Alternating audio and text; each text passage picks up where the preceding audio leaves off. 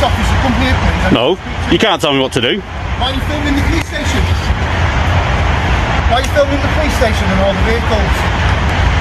I need to know who you are. No, you don't. Make sure that there's nothing sinister going on here. There's nothing sinister going on. Well, can you just come with me a second? No. I'm not coming down there with you. I need you to just come here. No. I'll say that. No. Well, should we have a... Am I being detained? You're not being detained? Right, then I'm leaving then. Here, please. I need to know who you are and why you're filming the police station. And why have you got your face covered? You can quite see... Why have you got your body covered? You can see I'm the police officer. Who are you? What's your number? 11070. What are you doing? Why are you filming the police station? Get off me! No, I'm not. Why are you filming the police station? Get off me! Why? Get off me! Why Get off are me! you filming the police station? Because I can. I need to make sure that you have nothing sinister going on. Right, am I being detained? At the moment you are, yeah. For what? For what? Under what section? Section 1 of Section the 1? Criminal Evidence Act. The officer reveals his poor conduct within the first 10 seconds. Not because of what he says, but because of how quickly he abandons the procedures he is supposed to follow. FDA does exactly what anyone should do when approached by a plainclothes officer. He asks for identification, moves closer to read the badge, and tries to confirm who he is speaking with. That's basic common sense and personal safety. Instead of allowing FDA to verify his identity, the officer immediately reacts the moment FDA gets close enough to see the badge.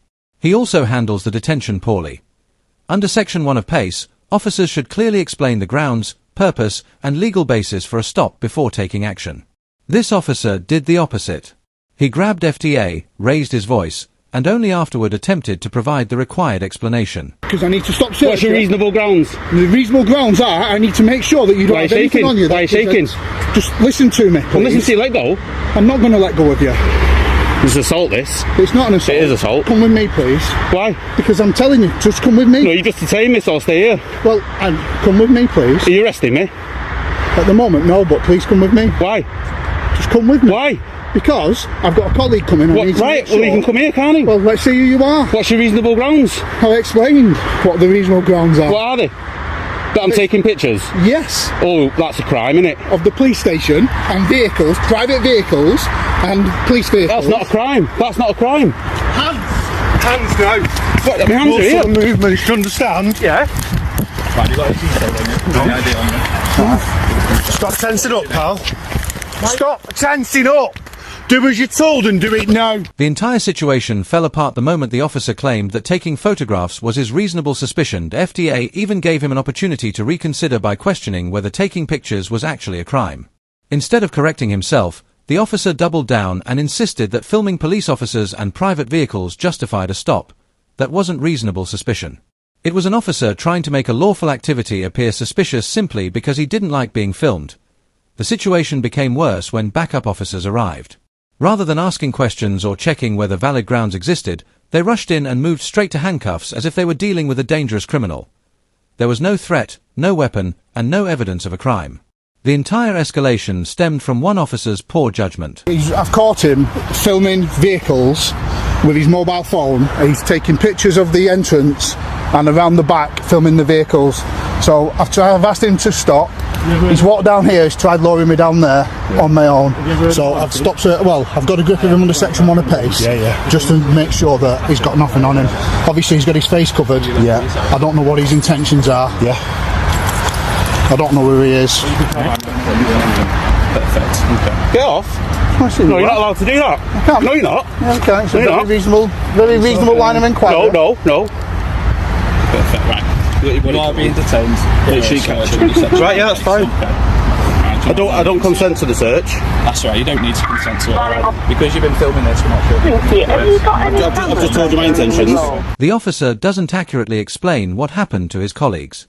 Instead, he creates a narrative that suits his actions. He claims that FDA was trying to lure him away, as though calmly stepping back a few meters while exercising a lawful right to remain silent was somehow suspicious. The claim is difficult to take seriously. Rather than describing events as they occurred, the officer appears to be rewriting them to justify grabbing a member of the public who had done nothing more than film in public. He then demonstrates that the issue was never truly about safety. While FDA is already detained and fully under control, the officer removes his face covering. It wasn't necessary for safety, and it wasn't required for identification.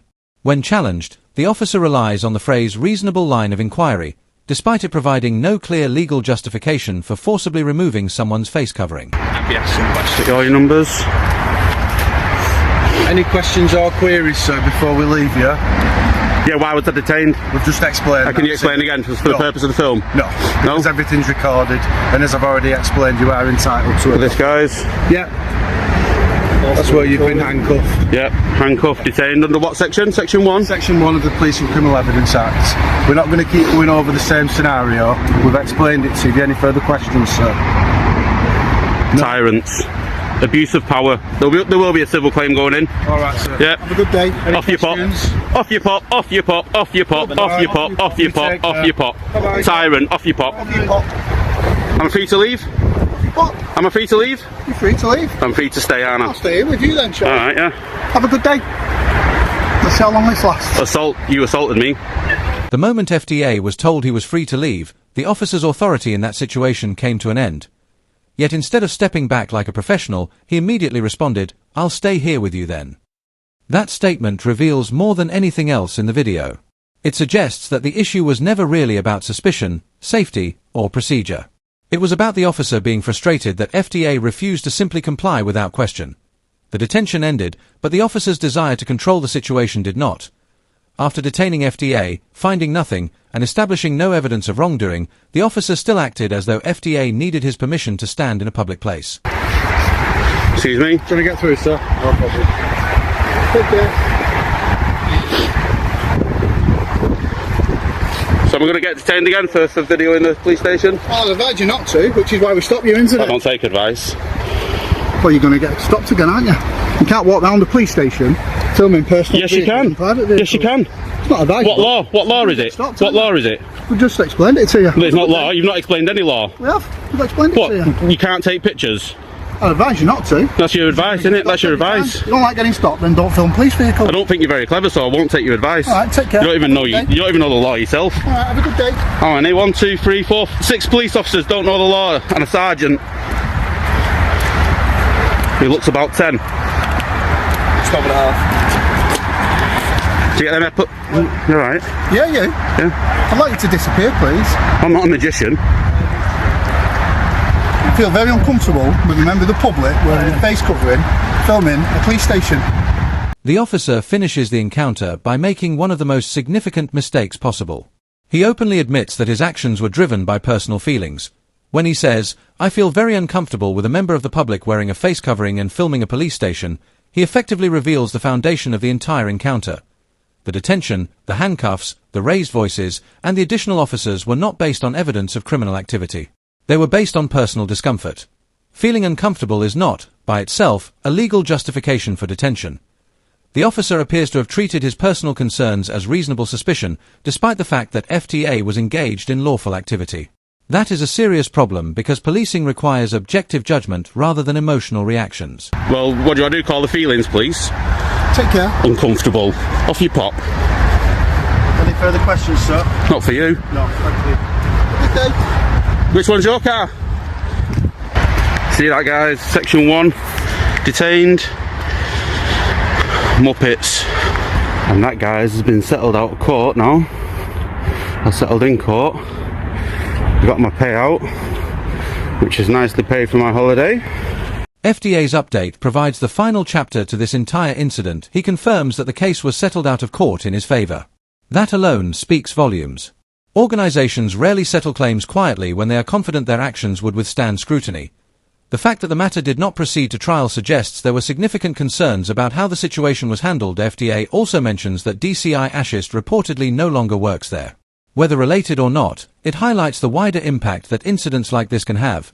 From beginning to end, this was not really a story about security. It was a story about ego and poor decision-making. The officer made a mistake from the initial detention and, rather than reassessing the situation, continued to escalate it. He searched someone who had broken no law, handcuffed someone who posed no threat, and then attempted to justify those actions after the fact. The most revealing moment came when the officer admitted that the situation was based on his discomfort rather than evidence, behavior, or risk. Once the handcuffs came off, FTA was no longer a suspect. He simply became a reminder that the officer had overstepped his authority. The FDA didn't need to argue, shout, or match the officer's behavior. Instead, he allowed the facts to speak for themselves and pursued the matter through the legal system, and in the end, the confrontation on the street was followed by a quiet settlement behind closed doors. Thank you for watching today's video. If you enjoyed this episode, please like, comment, and subscribe. Your support helps me continue producing independent content.